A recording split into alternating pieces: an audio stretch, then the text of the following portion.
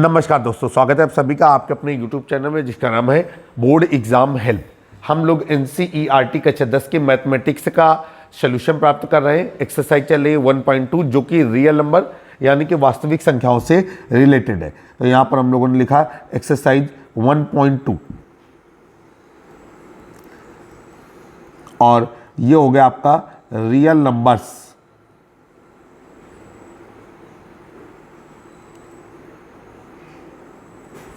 आइए ये एल थोड़ा सा सही बनाएंगे।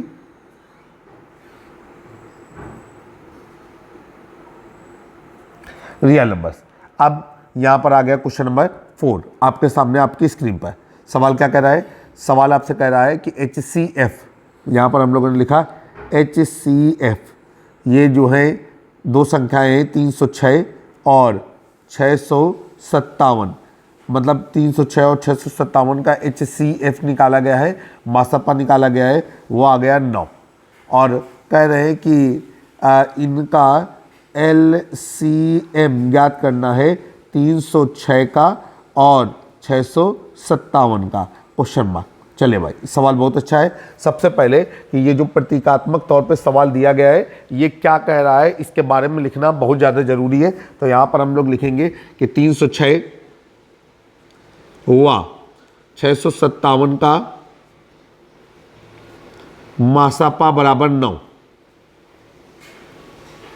फिर 306 हुआ 657 का लासापा बराबर क्वेश्चन मार्क। चले भाई आगे चलते हैं। अब हमें करना क्या है कि जब इनका मासापा दिया गया है, लासापा पूछ रहा है, तो निश्चित ही आपको दो संख्याओं के गुणनफलों और उनके लासापा और मासापा के बीच के संबंध को प्रदर्शित करना है। तो यहां पर लिखेंगे आप पहली संख्या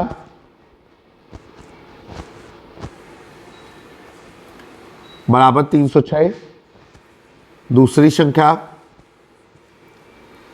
बराबर 657। आइए आगे चलते हैं। यहां पर हम फार्मूला लिखेंगे क्योंकि पहली संख्या गुणे दूसरी संख्या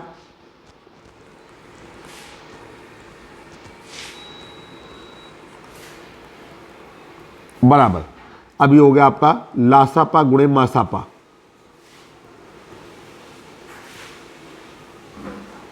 देखिए पहली संख्या है हमारी 306, दूसरी संख्या है आपका 657 और लासापा हमें निकालना है। तो ये हो गया आपका लासापा गुणे मासापा हम निकाल चुके हैं 9। अब नीचे हो गया आपका लासापा बराबर 306 गुणे 657 बटे 9। अभी हो जाएगा आपका 9 3 27, 30 में 27 गया तो 3 बचा, 300 हो गया 36, 9 चौका 36, 34 गुणे 657। अब जब 34 गुणे 657 कम कर रहे हैं तो हमें मिल रहा है 22,338, 22,338। तो आप नीचे इबारती प्रश्न उत्तर आप चाहें तो इबारत में लिख सकते हैं कि दी गई संख्याओं का जो लासापा होगा वो हमारा 22,338 होगा। हम लिख सकते हैं कि LCM ये हो गया आपका 306 कामा 657 बराबर 22,338। अब क्वेश्चन नंबर 5 आपके सामने आपकी स्क्रीन पर। क्वेश्चन नंबर 5 में क्या कहा जा रहा है? आपसे कह रहा है कि जांच कीजिए क्या किसी प्राकृतिक संख्या n के लिए संख्या 6 की पावर n अंक 0 पर समाप्त हो सकती है। तो यहां पर लिखेंगे हम संख्या बराबर 6 की पावर n। अब नीचे लिखेंगे हम कि 6 की पावर n का अभाज्य गुणनखंड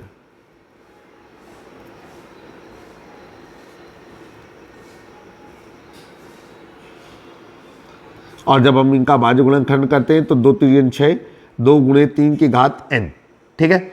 अब हम लोग क्या है कि आपको पता है कि अगर हम इसे अलग करना चाहें तो ये हो जाएगा आपका 2 की पावर n गुणे 3 की पावर n। ठीक है। अब फिर आगे चलते हैं। यहाँ पर हम लोग क्या करेंगे कि देखते हैं कि n का कोई भी मान रख दिया जाए। ठीक है। 1 2 3 4 5 6 और अनंत तक आप रखते जाएं तो 2 का कोई भी ऐसा पहाड़ा नहीं है जो हमारा 1 रखने पर, जैसे 2 की पावर 1 पहाड़ा ना बोले, तो 2 का 2 में कितनी भी बार गुणा किया जाए वो हमारा शून्य पर समाप्त नहीं होगा। ठीक है, तो यहां पर लिखेंगे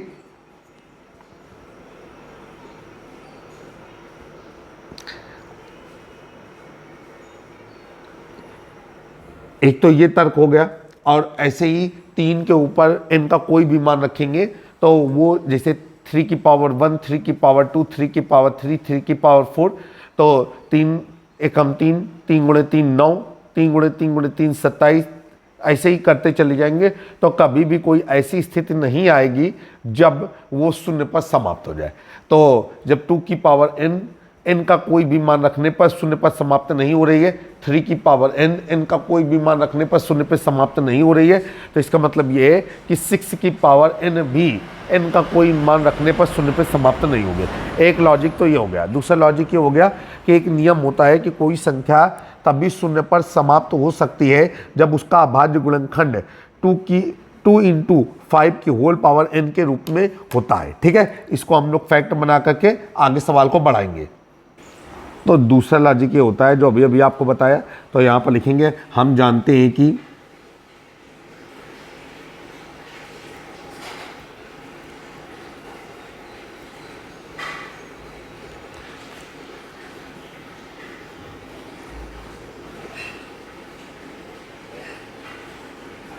कोई भी प्राकृतिक संख्या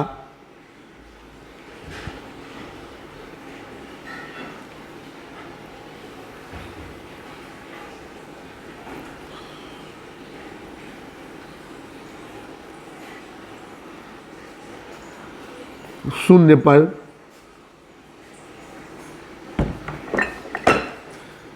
तभी समाप्त हो सकती है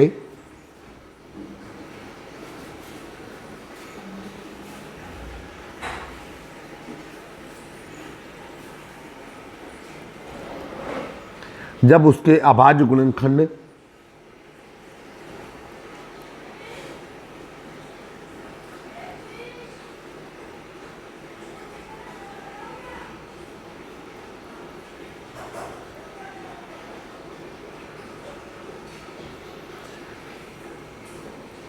टू इंटू 5 की होल पावर n के रूप में होते हैं। चूंकि यहां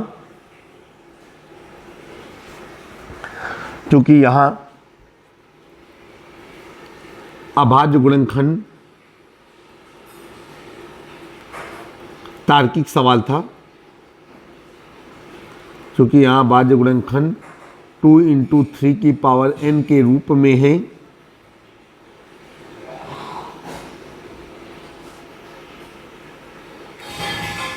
अतः स्पष्ट होता है कि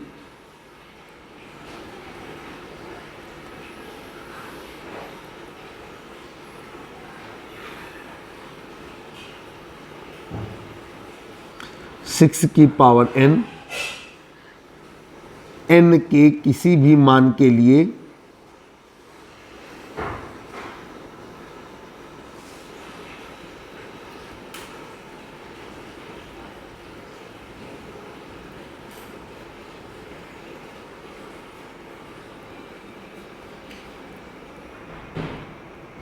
शून्य पर समाप्त नहीं होती है।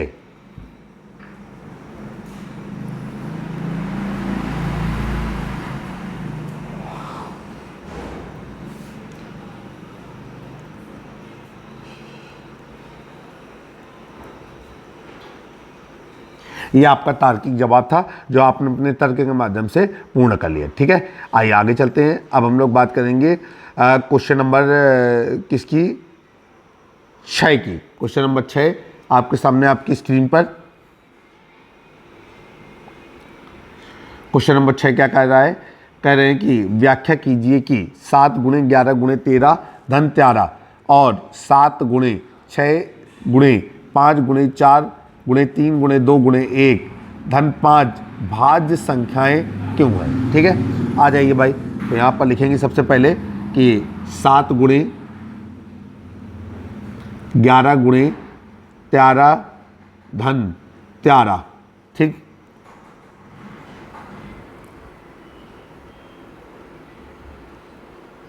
के लिए आ जाइए 7 गुणे 11 गुणे त्यारा धन त्यारा, ठीक। अब ये हो जाएगा आपका, यहाँ से हम त्यारा कामन ले सकते हैं, तो जब हमने त्यारा कामन ले लिया तो ये हो गया आपका 7 गुणे 11 धन 1, ठीक। अब ये हो गया आपका त्यारा गुणे 11 सत्ते 77, 77 धन 1, और ये हो गया आपका 78, तो ये हो गया आपका त्यारा गुणे 78, ठीक। अब नीचे लिखेंगे ये एक भाज्य संख्या है। क्यों भाज्य संख्या है?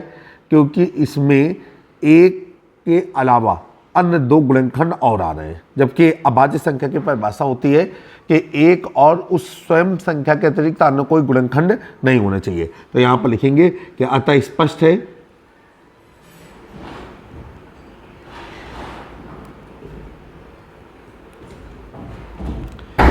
कि 7 गुणे 11 गुणे त्यारा धन त्यारा एक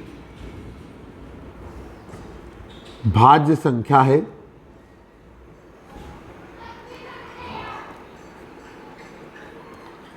क्योंकि इसमें एक के अतिरिक्त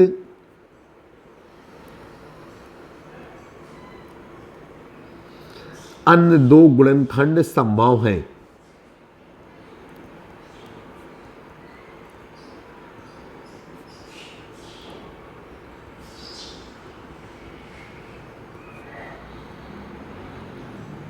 ठीक है, आइए अब इसके बाद चलेंगे दूसरे की ओर। ये तो हो गया पहला वाला हिस्सा।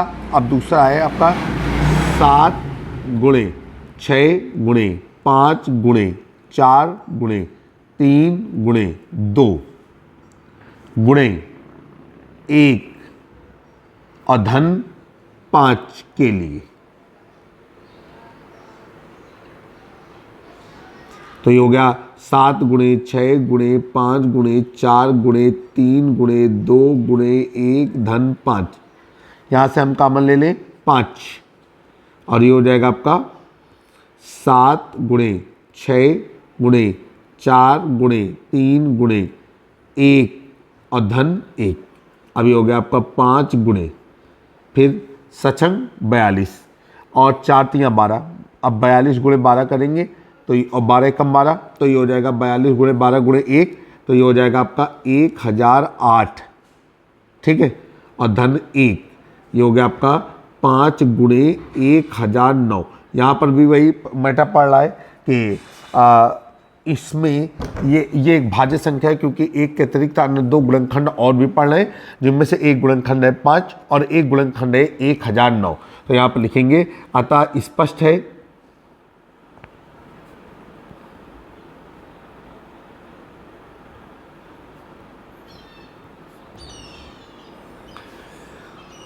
सात गुणे 6 गुणे 5 गुणे 4 गुणे 3 गुणे 2 गुणे 1, ठीक, धन 5 एक भाज्य संख्या है,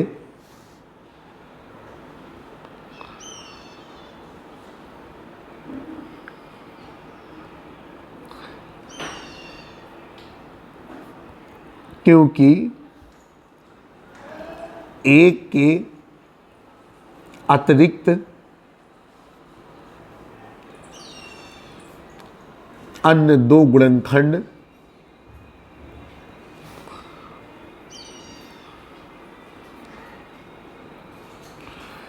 पाँच व 1009 संभव है। ध्यान रखिएगा, गणित आप तभी कर पाएंगे जब आपके पास अपने लॉजिक क्लियर होंगे, आपके फार्मूले क्लियर होंगे, तभी आप आसानी से सवाल को कर पाएंगे। क्वेश्चन नंबर 7 आपके सामने आपकी स्क्रीन पर।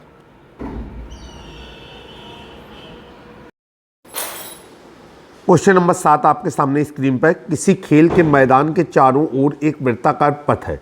इस पथ का एक चक्कर लगाने में सोनिया को 18 मिनट लगते हैं और इसी मैदान का एक चक्कर लगाने में रवि को 12 मिनट लगते हैं। दोनों एक साथ एक ही समय पर चलना प्रारंभ करें तो कितने समय बाद वो पुनः प्रारंभिक स्थान पर मिलेंगे।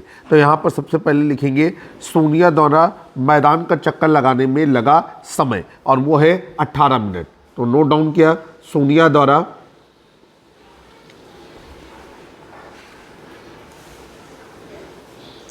मैदान का चक्कर लगाने में लगा समय,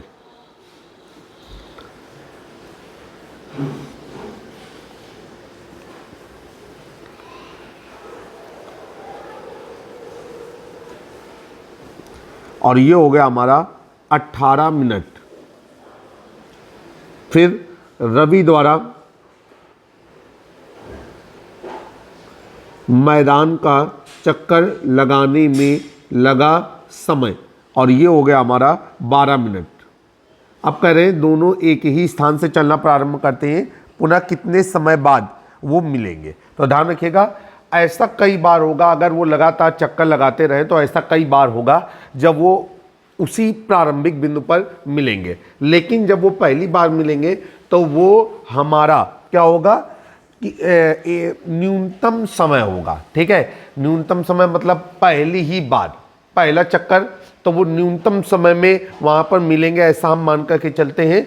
तो हमें निकालना होगा न्यूनतम मतलब छोटा, छोटा मतलब लघुत्तम, समापवर्तक। ठीक है, तो यहाँ पर लिखेंगे कि दोनों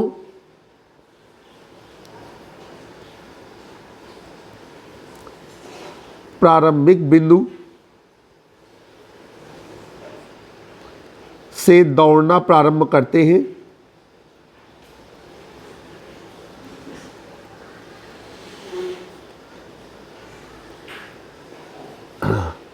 अब लिखेंगे दोनों के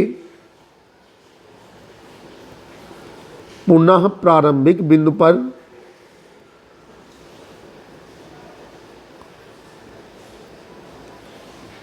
मिलने में लगा समय,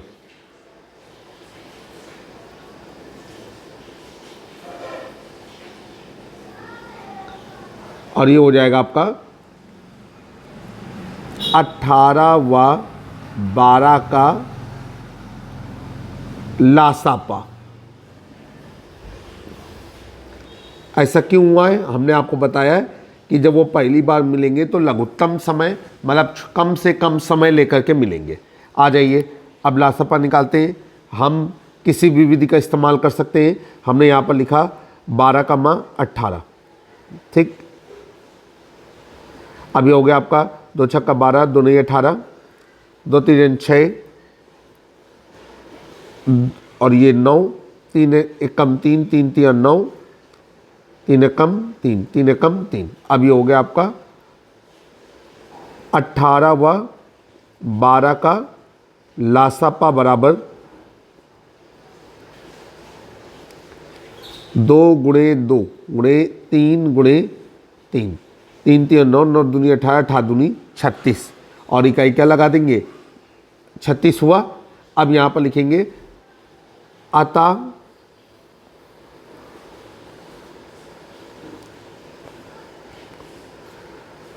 सोनिया व रवि की पुनः प्रारंभिक बिंदु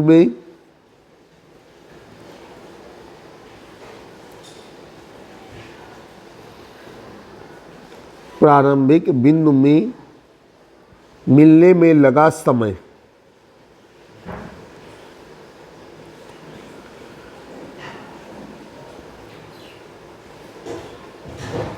बराबर 36 मिनट। ये आपका आंसर हुआ। ये आंसर हुआ। तो आई होप कि आप सभी लोगों को सवाल अच्छी तरीके से समझ में आया होगा। अगर आपको चैनल पसंद आ रहा है तो बोर्ड एग्जाम हेल्प चैनल को सब्सक्राइब करना ना भूलें। जल्द ही एक नए वीडियो में फिर से मुलाकात होगी। तब तक के लिए जुड़े रहें हमारे यूट्यूब चैनल से। जय हिंद, जय भारत।